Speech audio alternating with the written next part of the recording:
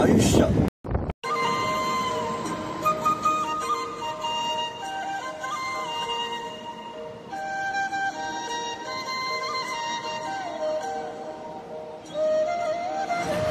नदीचे पाणी गोड असते कारण ती सदैव देत असते.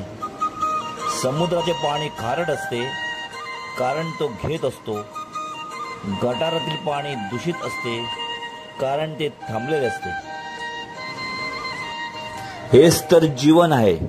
देत राहाल तर गोड लागेल, घेत राहाल तर खारट लागेल आणि जागेवर थांबला तर दुर्गंधित व्हाल.